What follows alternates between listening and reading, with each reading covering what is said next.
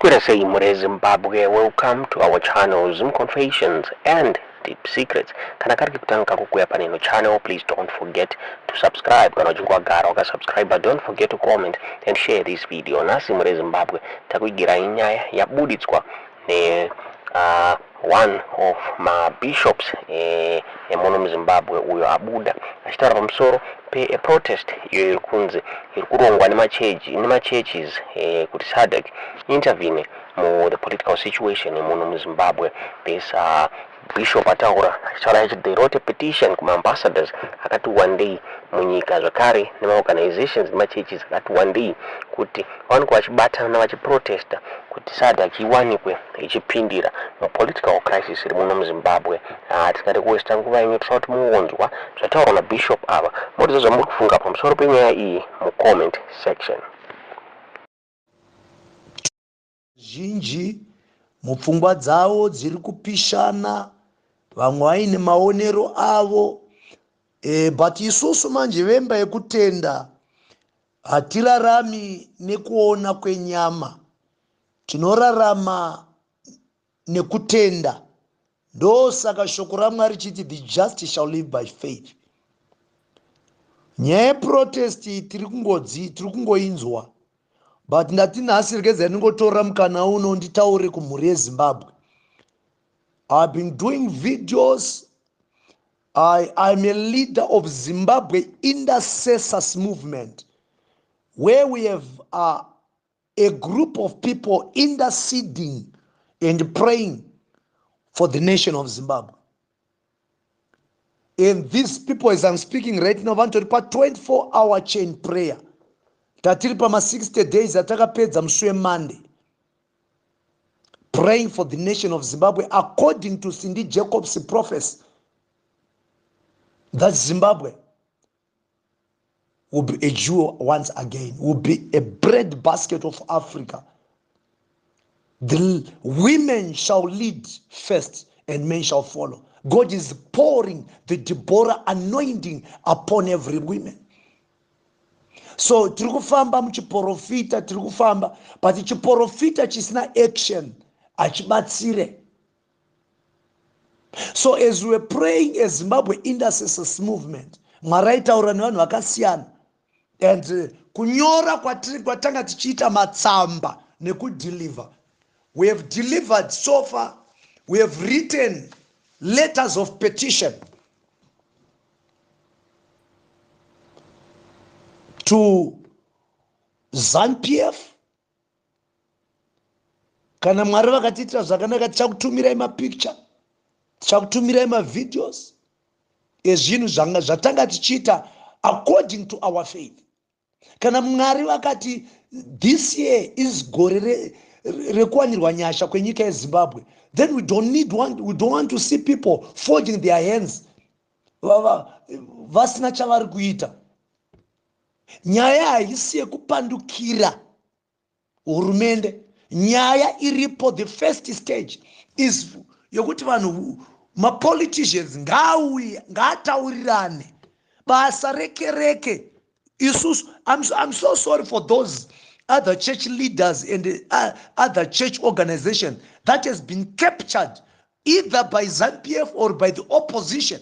If you are a man of God, you are a pastor, you are a bishop, a prophet, and you dance according to the tune of ZANU-PF or you dance according to the tune of the opposition, then I'm sorry for you, because hamusi kuziva zvamakaisirwa naMwari pano panyika.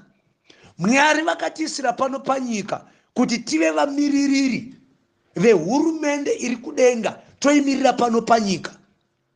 So anything chiri against the people of God and against God, it is the church inomira ichigadzirisa nekukorekta nekutsiura. So in the past 43 years, a lot has been happening. And zvimwewo zvaida kuti pamwe ma-intercessors Mwari vatange vamature in the things of God, in the things of the Spirit. So as we are praying, tichinamata Mwari vakataura nema-intercessors akasiyana, intercessors in UK, intercessors in Australia, intercessors in America, intercessors in South Africa, Botswana, Zimbabwe, imo muno nedzimwe nzvimbo dzakatikomberedza. Zimbabwe Intercessors Movement has been praying, a movement that has been raised and called by God in such a time like this to pray for the great nation of Zimbabwe. So ndoda kuti ndikuzivisei kuti we are not against vangafunga kuti hapana kuita mhirizhonga. Hasi kuita mhirizhonga. Ndosaka maona we are very patriotic, we love our nation, we love our Zimbabwe. That's why maona tanyora 36 letters. Methodist Church in Zimbabwe, Zimbabwe National Students ZINASU, Zimbabwe Human Rights Lawyers, Catholic Bishops Conference, His Excellency Mr. E. Magus, Ambassador of Namibia, United Nations, University of Zimbabwe, Advocate Nelson Chamisa, Evangelical Fellowship of Zimbabwe, Kunasti, Dr. Ian Lovu, Divine Kingdom Baptist, Zimbabwe Congress Students Union, Zikosi, Dutch Reformed Church in Zimbabwe, Zimbabwe Council of Churches, Atina Munhu watasiya, the Ambassador of Mozambique, Archbishop Asa Gurupira of Church in God, Pastor Tom Dishel Celebration, Ambassador of Great Britain. We have written all these letters because we know kuti Mwari havasi mutsausi wavanhu. So I'm encouraging every Zimbabwean who is listening to me right now. Nyaya dzemaprotest tiri kungodzinzwa zviri kungotaurwa, ende tinotenderwa kuprotesta kana ndosaka muchonzwa even kuchechi chaiko vanhu vakaprotesta vakaita church history. You can agree with me. Vanhu vaona kuti tiri kutengeserwa nyasha, vana Martin Luther vakati tiri kutengeserwa nyasha isu ma-indulgence. Then it came a place in the Bible where it was written, the just shall live by faith, not by paying some money. Vakazonzi ma-Protestants, ma-Lutheran, vanzi ma-Protestant churches, vanonzi vakaprotesta against the Catholicism. Hapana kuitwa hondo, kuprotesta hazvireve bvonga mupopoto. Kuprotesta hakuzvireve kupopotedzana, kurovana. Difference in opinion hazvireve kuti vanhu kakavadzanai, rovana, tukanai. We need to improve or to change our value of system in this nation. Ndopatinotangira kuti vanhu tikatadza kuwirirana, kunzwanana on a certain idea, hazvireve kuti we become enemies. So my politicians, whether the ruling party or the opposition, they have let the people of Zimbabwe down. That's the honest truth. And we as the church, we cannot continue watching takafolda maoko, because the very people vari kutambudzwa are the very people who comes to our church tichivaparidzira every day. So this is what you're talking about. And it is the duty and the role of a church to make things right. Ndosaka maitoona kuti vana Elijah, vana Elisha vaitomutswa naMwari, vana Micaiah. I love the story of Micaiah, the son of Imla. Out of 400 prophets of Baal, ndiye akautaurira Ahabu naJehoshaphat, akati Ramoth Gilead ramatanga kuda kuti kwesha kuda kundotora sena inazvo, nekuti ndazoona ungano yaIsraeri yaita semakwai asina mufudzi. So our position as a church in Zimbabwe, let us come together. I'm sorry for those church leaders. I'm sorry for those church organizations, assemblies or whatever, who have been captured by ZANU-PF or captured by the opposition. Isusu tisu, the Bible says, blessed are the peacemakers, for they shall be called the children of God. So I am so sorry for those that have been captured.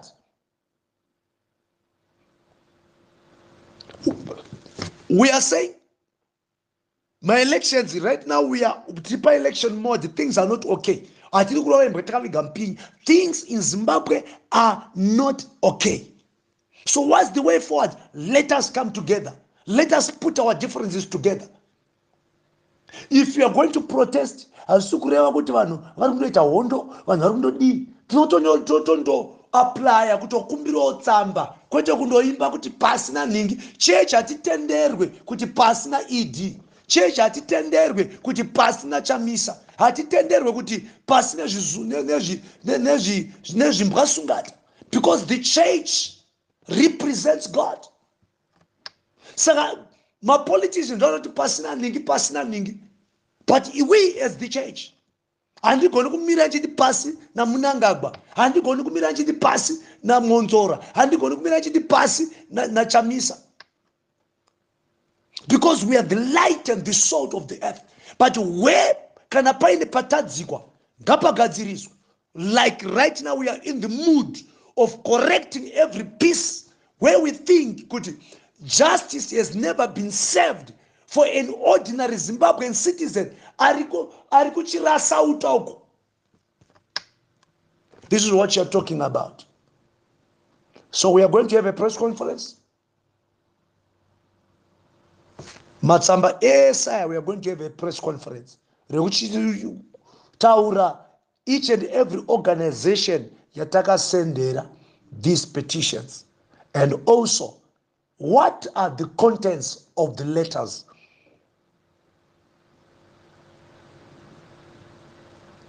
So let us continue to pray for the nation of Zimbabwe. Ininewe tine basa rekunamatira nyika. Saka Mwari akuitire zvakanaka. This is just a short update. Whatever is happening, ngatinamate Mwari. But we are calling these politicians to order. We are calling them to order. The people of Zimbabwe cannot continue to suffer because of politicians. We are calling them to order.